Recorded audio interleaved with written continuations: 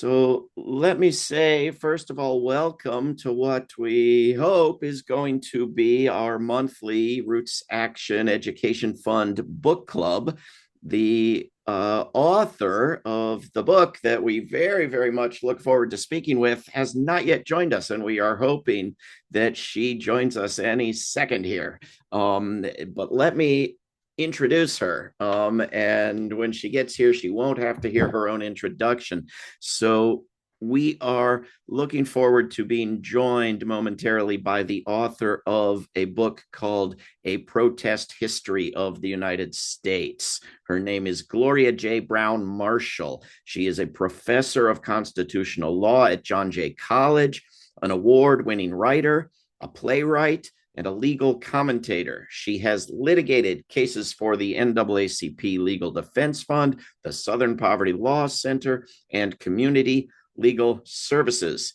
And I was not mistaken, she is joining us. Her previous works include She Took Justice, The Black Woman, Law and Power, and The Voting Rights War, a frequent commentator on CNN, NPR, and MSNBC, and she's now no longer joining us. Brown Marshall has received numerous accolades, including the 2024 American Bar Association Silver Gavel Award and an Emmy Award as writer and host of Your Democracy, an animated series about the U.S. Constitution. I'm encouraged to think that she is going to join us momentarily because I saw her showing up and then disappearing again.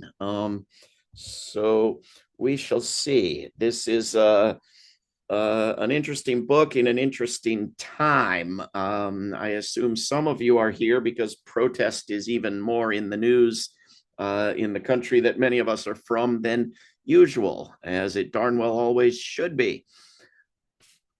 Gloria, are you with us?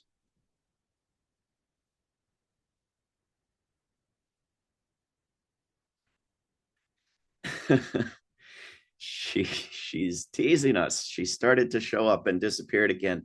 Um, Interesting day for protest also, and I just read some reports about a group in the UK called Palestine Action having six individuals found not guilty of various things they were accused of as a result of their doing damage to property at an Israeli weapons company in protest of a genocide. So a very interesting, controversial protest or not protest, depending on how you define protest. But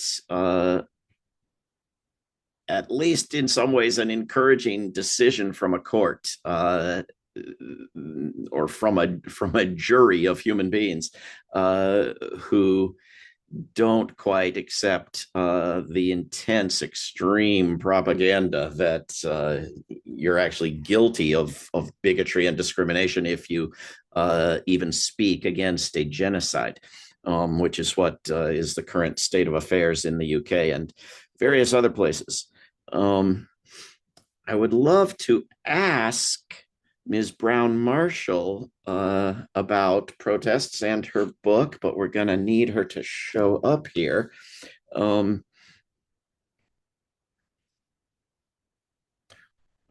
Why don't we, in the meantime,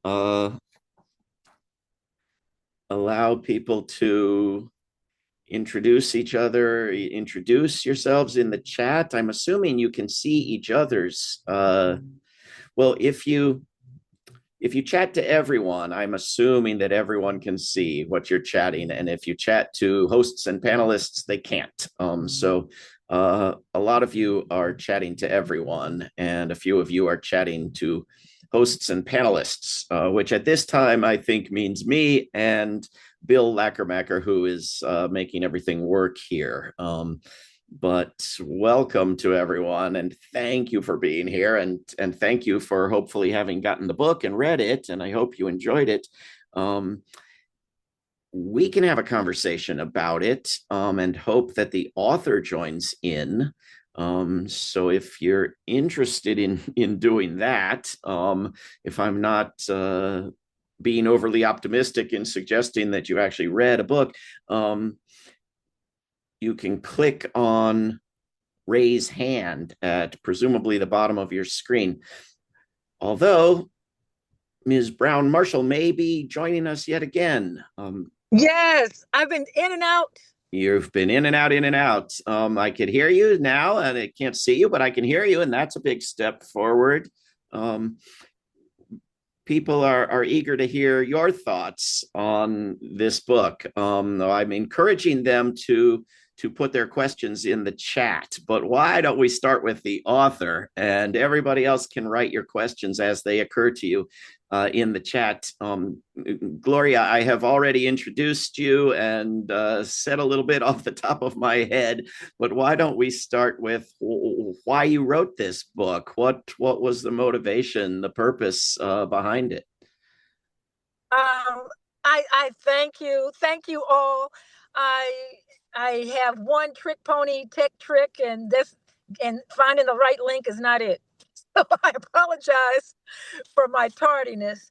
I want to say that I wrote a protest history of the United States for three major reasons, always to empower and inform and inspire. But it was because I had known of protests who died penniless, and yet people would say, despite all the work they did and they're benefiting from that work, that protests don't work.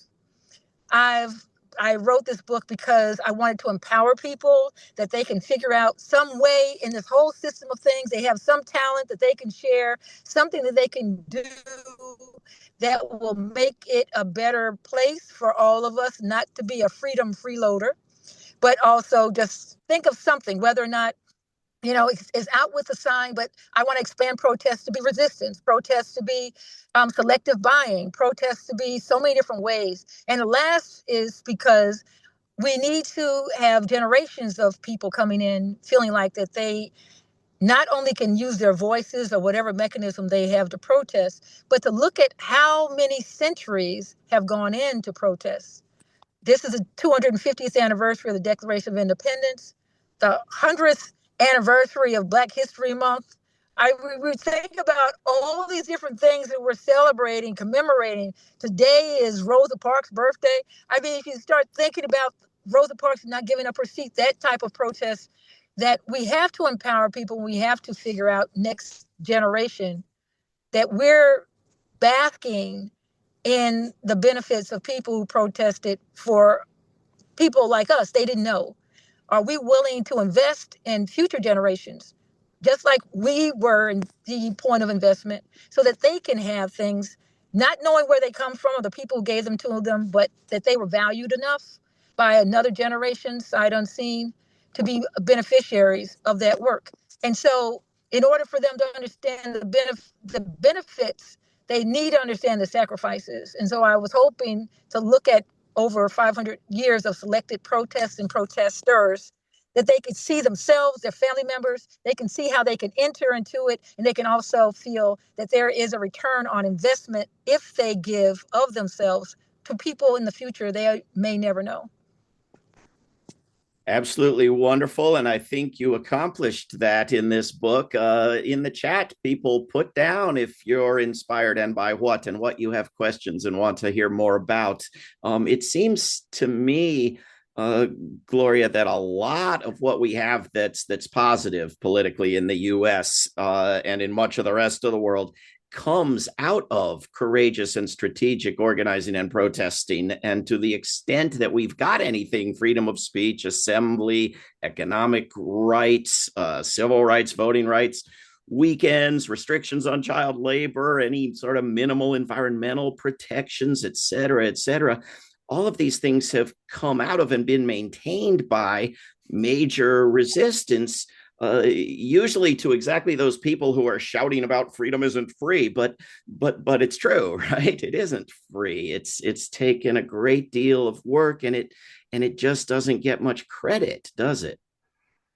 It really doesn't. And I don't know if it's the trauma of the times, if it's because people protest and think, well, if they protested on Friday, the change should be on Monday.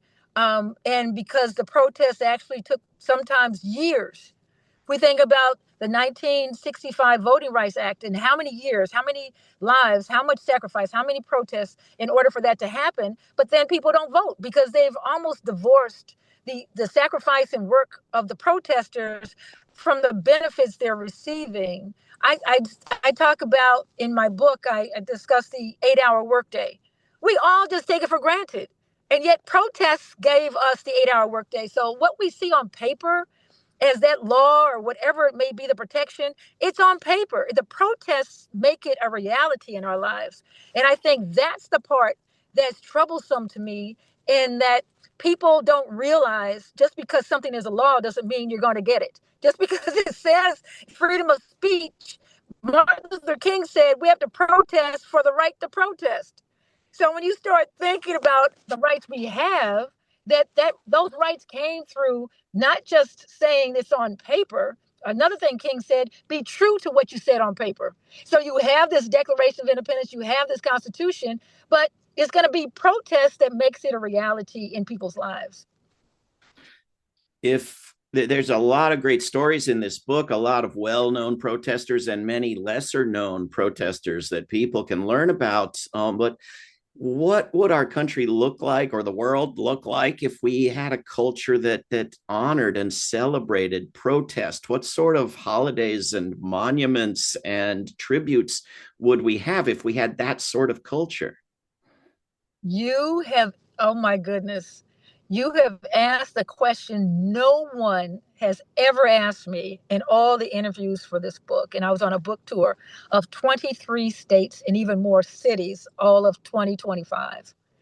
One thing that I propose is a Martyrs Day, and it would be July 5th, because July 5th is the day that in 1852 that Frederick Douglass, read his speech, the great activist, statesman, formerly enslaved person, who said, "What to the slave is the 4th of July?" And it's the anthem of protest right there for people who are not even thought of as human to stand up and say, I am a human despite what you say, and I'm going to use petitions, I'm going to use my own body to run away. What would the world look like if we actually respected the protesters by having a Martyrs Day for those who gave their lives in order to make the rest of our lives better? I think if we actually had to say in each jurisdiction, name someone, some event that changed this jurisdiction and made it better. Maybe if we had that recognition for one day of the year, then the country would be more connected to the work and sacrifice that goes into the rights we enjoy every day. So I think if we had Martyrs Day, I propose it for this July 5th, because it is the 250th anniversary this year. And so we're going to have many things happening on July 4th. But what about the people who actually made it happen? And I think we need to have a day to recognize them. And it would also make people have a deeper sense of gratitude and history. I mean, you have people, here's another example, and that is we take for granted to vote at 18. You and I are old enough to remember when people voted at 21. We had to change the Constitution. They did back then. I think I was a baby, I'll claim. But it's like we had to change the Constitution in order for people to vote at 18. No one thinks about the protests and everything that went into voting at 18 and changing the Constitution. So there are so many ways in which we need to recognize it. And that's why I think a Martyrs Day would be a great way to do it. Yeah. And some people want to change it to 16, but they don't think people have the power to change anything. And so to remember that some other people changed it to 18 would help them out. And it wasn't the 18-year-olds who changed it. That's the other thing about protest. You have to get people who aren't in the affected group to join in with you. And so you have to get the 21-year-old and older who can change it to see the cause of the 18-year-olds and 19-year-olds and 20-year-olds just to say, yes, we're going to join with you in this cause. And so I think that's what's so important as well, that, getting people to understand that you want to change the world, but you have to get other people to do that. Sometimes, if you don't convince other people to join you, and that takes time, then you really can't make all the changes you want to make. And and we don't think about the strategies and tactics that went into people getting other people to join the cause. Because that's another part of protest, is to have strategies that TV doesn't really show strategies. It just shows the protest and then the development that happens afterwards. I agree. I think that the recent movie Selma did a little bit of a good job on showing a little bit of strategy, but I think it's a great idea to have a holiday for protesters that could focus on different protesters in different locations to each year. I think the example of Frederick Douglass challenging the 4th of July is a powerful thing. And Colin Kaepernick made it into the book, taking a knee during the Star Spangled Banner. I mean, this protesting the celebration of something that is supposedly perfect and good can be a very powerful way to open people's minds, right? Yeah, I mean, to think of the fact that we're celebrating this as though it always was just the way it is now. And we need to understand that independence meant different things to different people. I mean, I start my book with the resistance of the indigenous people. And we don't even think about how long they have been resisting. I call them the original protesters, to have to resist involuntary assimilation, people saying you can no longer practice your religion, you can no longer speak your language, that, as they used to say, kill the Indian and save the man. So we're going to take everything culturally out of you as an indigenous person and remake you into what we want. And for them to resist that for hundreds upon hundreds of years, I mean, it's just amazing. But we don't even think about the fact that they did that and are still doing that. I begin my book not only with the indigenous, but I take each chapter from a very early period, and I take the indigenous chapter up to Standing Rock and the resistance they had of people who want to build a pipeline through their sacred land. After they were given to say, once again, it's like, oh, this is your land because we don't have a use for it. Oh, we found a use for it. So now we want it back. so, and so that's, unfortunately, protests too often is protesting something that we assume we have. And then once certain people say, well, if you have it and it's under Constitution, then I should have it too. And it's like, no, it wasn't meant for you. So you're protesting something like voting rights that you're supposed to have. It says you have it, but it's not in reality. And so that's another quirk about this country, that we have these rights on paper that people have to continuously protest in order to have them in reality. Yeah, I also like your point that you have to get people involved who aren't the ones impacted, to have solidarity with those who are. And I think ever since, at least since people in the UK were protesting slavery in the Caribbean, you've had people, and as someone who does, anti-war protests, it's always protesting something that's happening very far away. But many people will tell you, oh, no, people will only protest something that's impacting them directly. And you sort of see that now with many more people upset and active about ICE in US cities killing a handful of people than they usually are about the US military very far away killing tens of thousands of people. But you also see people taking action and making sacrifices for immigrants who are not immigrants. What do you make of the current protests in the streets? I think that the protesters have done something that's necessary for a movement to go from rally to actual movement. They have to get messaging. They have to have that messaging conveyed in a way that can persuade others who have no skin in that game to believe that they do. And I think what happened with ICE was a convergence of rogue policing, also the deaths of people. And it wasn't just that these were undocumented people, but they showed the humanity of the people, something that very much happened during the civil rights movement. Because of racial segregation, you had people in other communities, you could believe anything you wanted to believe about those people, especially if the propaganda was like, oh, in this case, they're rapists, murderers, and thieves. Rapists, murderers, and thieves, lions and tigers and bears, oh my. And so this was going on again and again. And they didn't, too many people in the US didn't see them as people. They were given their humanity. And the messaging got to the point where ICE undermined itself with its rogue behavior that was then put on videos like Rodney King and others, Walter Scott, and the video then told its own story. So the propaganda was weakened because the videos let you see with your own eyes what was taking place. So then you began to say, this is not just these people they're talking about when they say these are American citizens. These are, so then it expanded it beyond the narrow, oh, are these murderers who are undocumented creeping into our country committing more murders?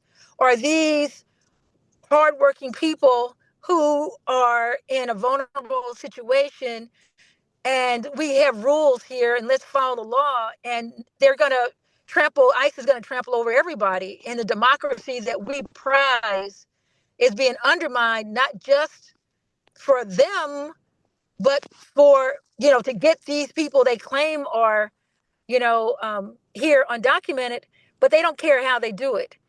And one thing that we have we believers in law, and to have someone say, that these people in a mask, that's something that we don't do. I mean, you think about the drug enforcement agents, you think about the FBI, they go after the 100 or 10 or number one, rated person on their bureau, and they don't wear a mask to do it. So if drug enforcers don't wear masks and the FBI doesn't wear a mask, why would people going for somebody undocumented have to wear a mask? And so it raised questions in the regular person's mind, and they began to see that a line was crossed.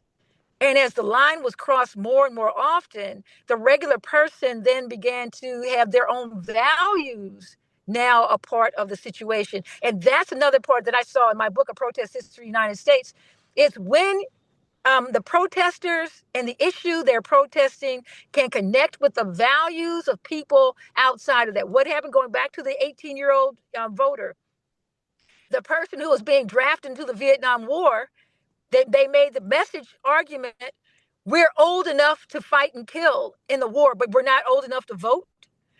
So that then said to the people on the outside, wait a minute, that makes sense. So when you start to actually use values, you start to invoke the people's sense of humanity, law, etc. I think that changes the dynamic. And so ICE went too far. People's lives are lost from peaceful protesting, in very horrific ways. And so there you can see effective protest. Now, think about this. If we are judging protests, people can say, but I don't think the protest is working. You've seen a political change based on the protests and the effective protests, like the civil rights movement. Too often lives have been lost in the effective protesting, but people are not going to judge the protest as effective because they don't feel they've gotten everything they wanted, but they don't see the tide changing, and that by itself indicates the effectiveness of protest. Absolutely. Sometimes you get half of what you wanted, but that's a lot more than nothing. It's a lot more than Yes. you would have got from sitting on your couch. People are starting to put questions in the chat, which is great. Please put more of them. I want to get to some of the chapters in the book, and everybody's talking about ICE now, of course. But there's a question in the chat. Do you think the anti-ICE protests in Minneapolis, LA, Portland, Austin, Florida, all over the United States will have an effect on Congress or on the administration's tactics? And there's another question about this and the civil rights movement. And I would ask, do you see lessons from the civil rights movement, and how do you compare then to now? I would say that one of the one of the, that I won't even say just one, there have been quite a number of changes in Congress, in the political environment. You see people winning elections because they believe those people, those politicians, I should say, who are supporters of this harsh crackdown, this lawlessness by ICE, those people should not be the ones representing them in Congress or in their state or in their local legislative bodies. And so those people then say, okay, since you're the one supporting this, giving the money for it, et cetera, we're going to vote you out of office. And that's starting to happen. You begin to see people who are not just voters, but those who are concerned about where the country's going. If this level of breaking windows, no warrants, is this really the country we want? And so this is a nation in which people want to have a say in their government, and their say is like, we've gone too far. Yes, we think there's an issue with undocumented people, but no, I'm not willing to give up my constitutional protections in order for you to use these tactics to get to them. So that's been a change. And you've had some legislation proposed and some passed about wearing a mask, about the relationship between local police and the federal government. So you begin to see the power in which change is happening, but it's going to be sporadic. It's not going to be in lockstep. And I think it's also not all going to make the news. Very true. There's another question in the chat about this idea of paid protesters and the history and where this comes from. And I would add, there's also this notion you see in US media that if protesters are at all organized or are working with organizations and have printed up posters for their event, then they aren't real protesters. Real protesters are only spontaneous, organic individuals doing stuff on the spur of the moment. Can you speak to this question? Well, I think somebody's making up definitions. There's no, in my research, there is no such thing as a definition of a protester as being somebody who's only doing something spontaneous. In my book, I have union organizers as protests, and that's in the labor chapter. They're very much organized. They're very much strategic in what they're doing. It's not spontaneous. I don't know who came up with this spontaneous protester is the only way people protest, but that's untrue and not based in history or fact. The other part of it is paid protesters are people who are creating signs. There are strategies in protest because usually the resources are on the side of the government or the resources are on the side of the corporation. Many people, and those listening right now, either used to be in a union or their uncle, father, grandfather were union members, and that's how they stepped up into the middle class. In order to have a union, whether or not that's a police union, a teachers union, or any other type of union, and by the way, I'm part of a professors union, just to let you know, then it's understood that those people are organized, that they do create signs. They do say we're going to protest on this day and go here. What you want is some organization that comes with your protest that is strategic, that you're going to protest on certain days and certain places, and you have goals and tactics that go along with it. Those people who were protesting, for example, you go on strike. A strike is a protest. So if you've ever been on a strike, and in my book, I talk about how my father went on strike, and we lost our home behind the strike that he was in because it lasted so long. But, people go on strikes. That's a protest. That's an organized protest. In New York right now, the nurses were on strike, because they were striking because they said they didn't feel safe in a lot of the hospitals, et cetera. So there are many ways in which people can be organized in their protests. The last is the paid protester. I have to say, the protesters that I've seen in my experience who have been paid have been protesters who are working for people who have the money. Because protesters, for the most part, don't have a lot of money. They're regular people. Paid protesters are the ones, just like the people who are strike breakers. They will come in and be paid by the corporation in order to strike on the other side, or they'll be paid by the protest, by the people to break a protest. So people who have a lot of money can afford to pay for protesters. And those are usually members of the status quo. They're usually people who are well resourced. And so if you start looking around as to who's well resourced right now, you don't see that on the side of the regular protester protesting ICE. You see it more on the side of our federal government, our tax money, the money that major law firms gave up, or other people when they capitulated and gave up money. There's a pool of money that can be used. I don't see a pool of money like that on the side of the regular protester. You mentioned that this was the birthday of the great Rosa Parks, and I always remember the day she refused to get out of her seat because that's my birthday. And people will say, "Oh, well, she wasn't just lazy and tired; she actually planned to refuse to get out of her seat." My thought is, well, isn't that better? Doesn't that mean she was more strategic and dedicated and willing to go and make a sacrifice? Why is that fraudulent? Isn't that a good thing? So there are different conceptions, I think. But there's I want to get But to I want to ask you, do you know Robert Moreland? Howard Moreland. I'm sorry, Howard Moreland. And Howard Moreland, you said you was anti-nuke, and Howard Moreland was a protester. And I'll say those protesters, the anti-nuke protesters, were very strategic. They would talk about how many people would be arrested, how long they would stay in jail, because they would refuse bail. So they would fill up the jails. The civil rights movement, they would get arrested, no, jail, no bail, so that they would bring more attention to their causes. So they would be arrested intentionally to fill up the jails. There are people who protest the criminal justice system, and they say, well, we're going to go to trial, because they know trial is more expensive, and trial, can push back against people being forced into plea bargaining. So there are a lot of ways in which, strategies are needed.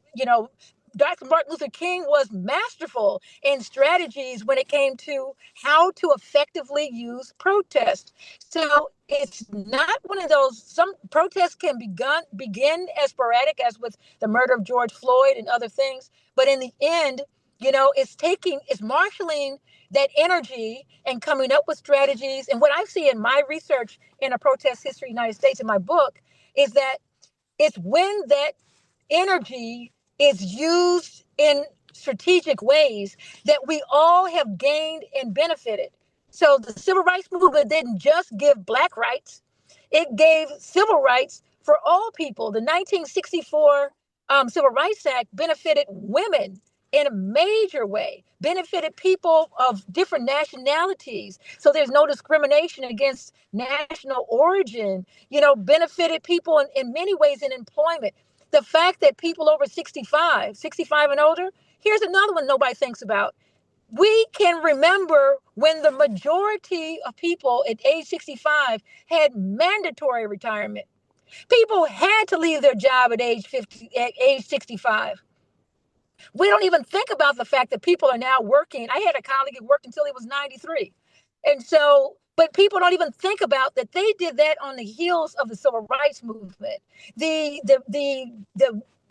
progress we've made for children with disabilities, that came on the heels of the civil rights movement. So one movement that's strategic, the next movement says, I'm going to use the strategy they used.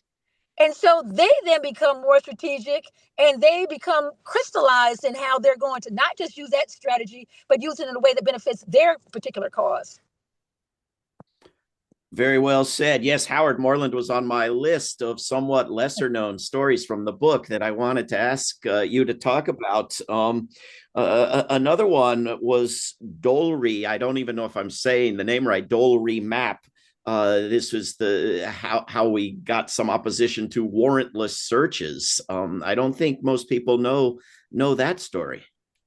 And Dolry Map was she was something. She was fierce.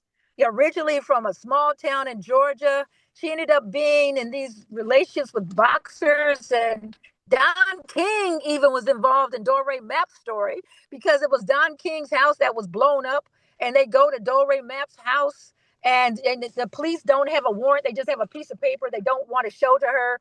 And the next thing you know, they knock down her door. They're searching her house. They can't find anything, but they find this pornography. And pornography, ladies and gentlemen, used to be against the law. Possession of pornography used to be against the law.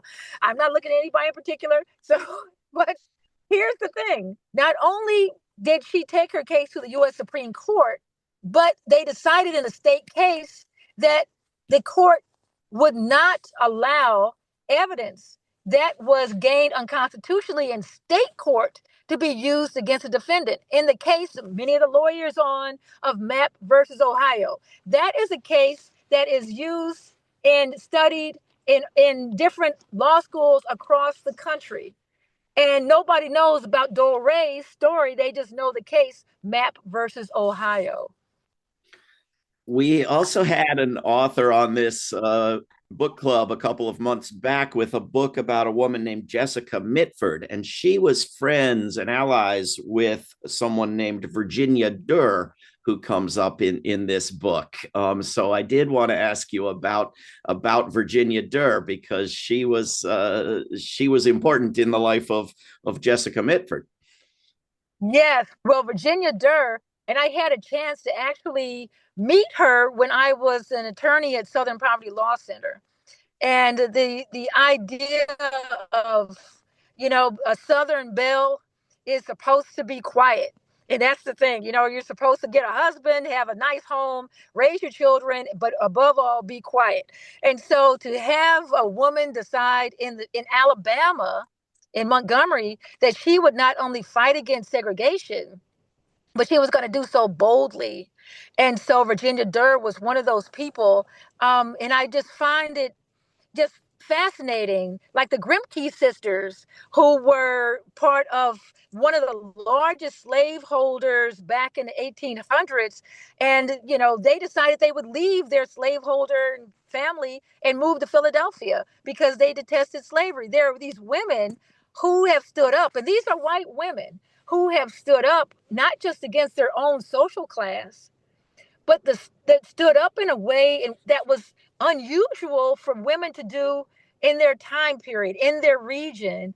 And so that's why I thought the fact that they didn't carry a sign mostly, but they did things that were helpful to the cause. And that's another reason why Protest History United States is one in which I want people to find their empowerment in what they do. What can they do? So, as you said with Rosa Parks, it was not giving up her seat. But you don't think of Rosa Parks as carrying a sign in the street with a bullhorn.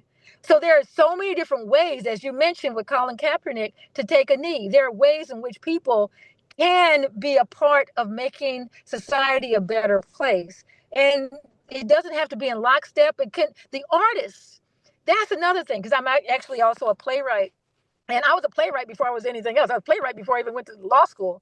And so the idea that artists can sculpt, they can paint, they can have dances, they can do so many things. The songs, when you think of Woody Guthrie and so many others who use their artistry to inform people, and people might not read an article, they might not understand the painting, but music was a way. Nina Simone and so many others. When you think about Strange Fruit and Billie Holiday, this sense that music can also be protest and have people to better understand how things are happening in their society they may not pay any attention to, and realize that they may be a part of the problem and to take a stand like Virginia Durr did. Protest music seems to be taking off in this moment. People like Jesse Wells, but even, standbys like Bruce Springsteen jumping in and adding a song. It seems to be more than we've seen in many years. I hope it helps things. Well, one of the other people it definitely will. Yeah, I think it has to. There were a number of people in this book, protesters, who were not as well known, I think, and were going back a ways. One was William Monroe Trotter and something called the Niagara Movement. This should be in all of our schools, I think. But can you talk a little bit about him? I really appreciate William Trotter.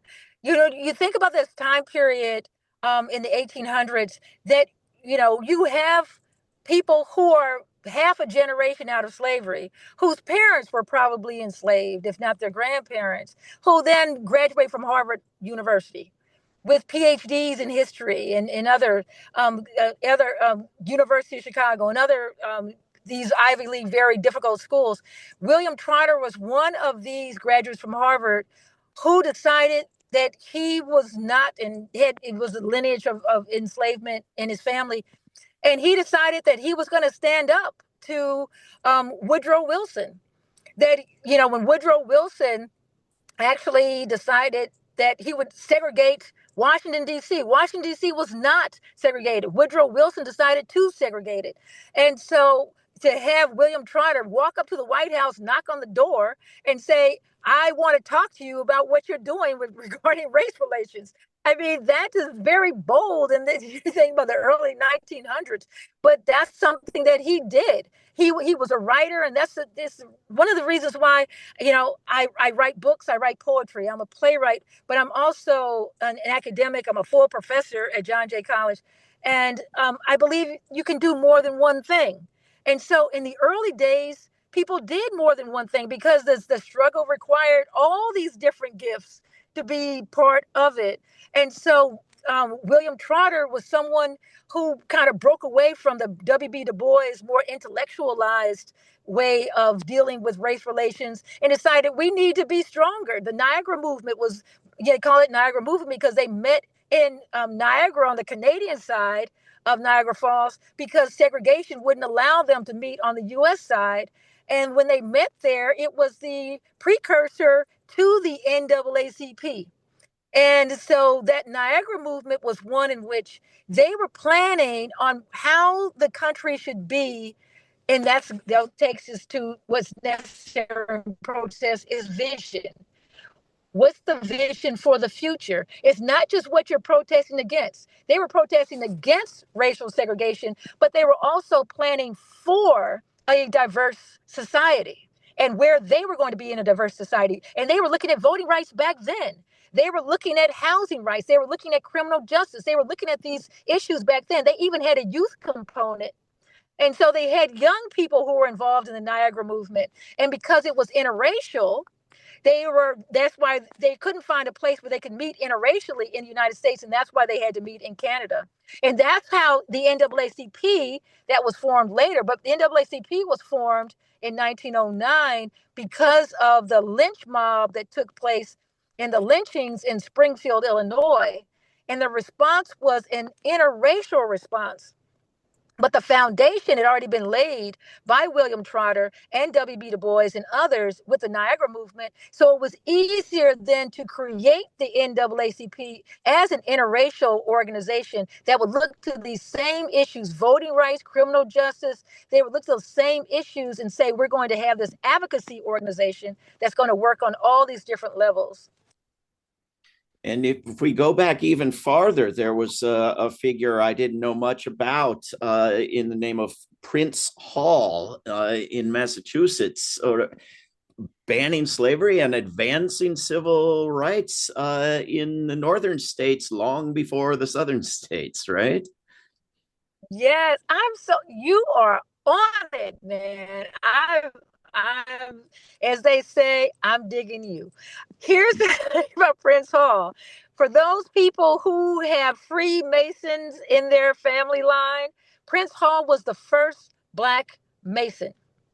And he was also not just a Freemason, he was also an activist. And in as early as 1787, he was an activist for equal education in public schools for free Black children. So people think there were only enslaved Black children. No, there was a community across the country of people who had actually been manumitted, in which they gained their freedom, or they had escaped, but they were free. And then they had children, and the children wanted to go to public school. The parents wanted to send their kids to school. They paid taxes, the same issue of paying taxes, but they weren't allowed to go to the public school. Even though they paid taxes, they supported the public school. And so Prince Hall was an activist. Prince Hall was somebody who supported, during the early 1780s, one of the first cases for reparations. So Prince Hall was someone who was an intellect. He was an activist. He was a writer. And one of the phrases that Prince Hall actually writes about when he's being an activist for public school, Black children, was, they are not allowed to attend, but for they are Negro. And so here's the other part of propaganda. The propaganda is to have all Black people sounding like they never spoke any English at all, that they were all like speaking like, in ways that made the people who enslaved them feel superior. And so when you go back and actually read the statements, the petitions, you'll see they were speaking proper English, those people like Prince Hall, that even if they were self-educated, they used the Bible to educate themselves. And so they were using the language from the Bible to educate themselves. And as someone who's a descendant of exodusters, and the exodusters were using language from the Bible, from the book of Exodus, that first great Black migration from the South to the North, my great-great-grandmother, Eliza, in my book, A Protest History of the United States, and they called them exodusters because they were part of like the Israelites in the Exodus. And then they added the duster, so they became exodusters, like they wiped the dust off their feet from the South and they went up north. And so I wanted someone to know Prince Hall existed, know him to be an intellectual, know him to be someone who was an activist. And so activism didn't just start, now it didn't just start with the civil rights movement. When I started my first book, I thought about, when did activism begin? And so I go all the way back to the 1600s, because there were activists in the 1600s, and realized that there are so many people who spoke English as best they could, and some of them better than many others, who wrote their ideas down, and we can actually go back and read them and get a better understanding and hopefully a better respect for the activism that they were doing at a time when they had no rights. We're talking about not having three branches of government now. They weren't even thought of as human beings, even when they were free. And that's the Dred Scott decision that, a Black man has no rights, a white man is bound to respect. And yet, here we are, you and I, because of their activism. Yes, indeed, we are. And in the book, there are demonstrators, there are sit-ins, there are lawsuits and journalism and whistleblowers and all kinds of things that count as protest. Our late friend who worked closely with Roots Action Education Fund, Daniel Ellsberg, makes it in the book as a whistleblower, right? Although he did every form of protest himself, that was the one he was famous for, was being a whistleblower, right? Yes, and what I really appreciate about Daniel Ellsberg and the movie The Post, that I probably watched it 25 times, about the Washington Post and the Pentagon Papers, and they're what I really appreciate about Daniel Ellsberg is that not only was he an intellect, he was somebody who was on the inside, who said this isn't right. And so that's whistleblowing is protest. It's saying, I'm going to stand up because what I'm seeing is not right. And I'm going to alert other people. Protest always has an element of danger. Even if you think it's a rally on a Sunday afternoon, all the offices are closed, and we're just here to come together in community, which is what we had in the very beginning of 2025, was coming together in community to see each other and understand the commonality of our concerns. Even that has danger to it, because it's saying to someone, as Ellsberg did, what you're doing, this war, is wrong. What you're doing and stockpiling nuclear weapons is wrong. And I'm going to put my freedom on the line for this. I'm going to tell people about it. I'm going to warn them. And that information is power. people may read this book and they may like some parts, love others, but these people existed and they took a risk, and they decided they were not just taking a risk for themselves because they could have walked away. They were taking a risk hoping that somebody else would make better decisions to protect themselves based on the information given. And Ellsberg, when he found out he had cancer, and I remember listening to his interview after he got his cancer diagnosis and he knew he had less than a year to live. And he was still protesting. He was still working in activism. He was still writing. And that's why I thought it was so important that he be in my book. He was very intelligent and very courageous, and he said, I write better with a deadline. I'm going to live better with a deadline. Of course, we all got that deadline, so we can go ahead and live like like he did. But let me ask about something that concerns me a little bit. Is there also in this book, there's all kinds of violence and war making that counts as protest. And this is what Donald Trump loves, this, because he wants protesters to be equated with terrorists, and those of us who think that a non-violent general strike, mass movement, strategic protest is what we need, and that violence is just what these guys want so they can have an excuse to send in the National Guard, and it's counterproductive. Worry about because when you look back at over the centuries at types of protest, you get into all kinds of things from people who had very different worldviews and didn't make the same distinctions I do. But at some point, it seems strategic to me to start talking about the value of actually not just everything under the sun, except for that one thing, violence, Yeah, when Dr. King gained information about the philosophy of nonviolence from Bayard Rustin, if people have a chance, please read more about him. Bayard Rustin gained it because he was a Quaker, a Black Quaker, born and raised in Chester, Pennsylvania, who studied Mahatma Gandhi. So when you see what Gandhi was able to do in breaking the stronghold of England on the India, on India as this jewel in the crown of the British Empire, Bayard then got Martin Luther King and others to buy into the nonviolent philosophy. But not everybody believed in nonviolent philosophy. That is a philosophy that's personal. Up until that point, protest was violent. There was no sense that protest was not going to be violent. Because of the civil rights movement, there's this assumption that protest is always or should be and should evermore be nonviolent. It has to be a sense of this. Dr. King said we're going into the protest intentionally nonviolent, and we're going to respond to the violence we encounter with nonviolence. That's what people are missing. You go into it as nonviolent, and you decide based on your philosophy, your response to the violence you encounter will be nonviolent. People have to learn this philosophy. And when I had a chance to travel to Selma, to talk to the elders who were children during the march across the Edmund Pettus Bridge, they took classes in high school on nonviolence. It's not something you just wake up and do. It is part of the human living character. Your dog and cat will bite you if you beat them. So you have to figure out, how then does this philosophy sit or rest with you? And not everybody can just walk out into a violent situation and act with nonviolence.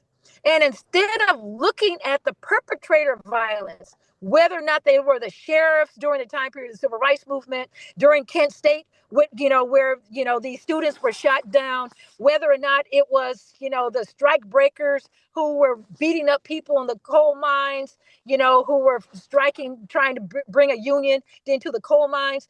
Usually the violence has been on the part of the people who want to undermine the protest.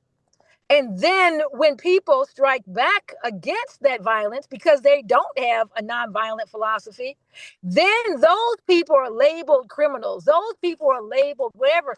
But let me tell you this. The label will always be there. You could be the nonviolent person. King was still one of the worst, people in the world based on John Edgar Hoover, and he was nonviolent the entire time. He was still called names. He was still berated. So it doesn't even matter. There are going to be people who are propagandists, and they're going to come up with horrible names to call people who protest.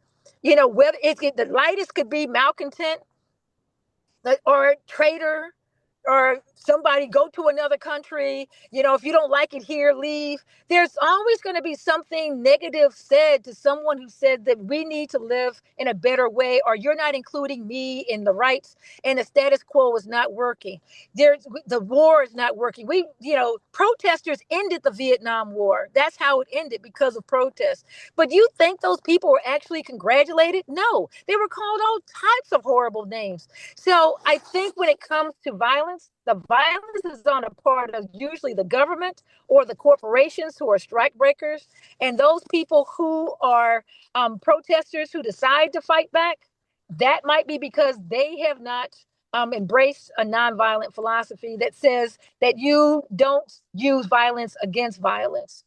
But that's the philosophy that has to be learned, and people have to be trained on that. That's not something that just, people just initially embrace without having training and reading and making sure they understand what it really means. The expectation that the protesters should be nonviolent, I think that's putting an added burden on people who already have a burden. I don't believe in blowing up things in order to make, the point. But I do think that is wrong to put this burden on the protester who's trying to make the world a better place under horrific circumstances, freezing cold or the heat, the rain, and then being called a terrorist because they don't want to go along with what the government is doing. In their, especially it's always these lawless governments that turn around and say that the protester is lawless. So the name calling is always going to be there. But, that nonviolent philosophy is something that people really need to study much more before they believe that the protester is assumed to always be nonviolent. Absolutely. We have to study and learn and challenge people to do the most strategic protesting without, of course, joining in, blaming the victims and slandering them and so forth. But some people like Bayard Rustin and conscientious objectors to World War II locked up in prisons were so far ahead of the times that they were doing the protests and integrating the prisons before anybody integrated the lunch counters and the schools and so forth. So I think there's people who get it a little bit sooner than some other people get it. But it's an absolutely wonderful book, and I wish we could talk about it for hours. But this is supposed to be a 1 hour gig, which we have used up. But if anybody hasn't already read it, you need to pick up a copy. It's called A Protest History of the United States by Gloria J. Brown Marshall. And we have been privileged to be speaking with her for the past hour or so. Gloria, thank you very, very much for writing the book and for joining our book club. Thank you. And may I just add these two very quick points? Yes. One, even nonviolent protests can disrupt, and effective protests disrupt. They have a goal and they disrupt the status quo. And the last point, I want to thank everyone and say this: power to the people. Power to the people.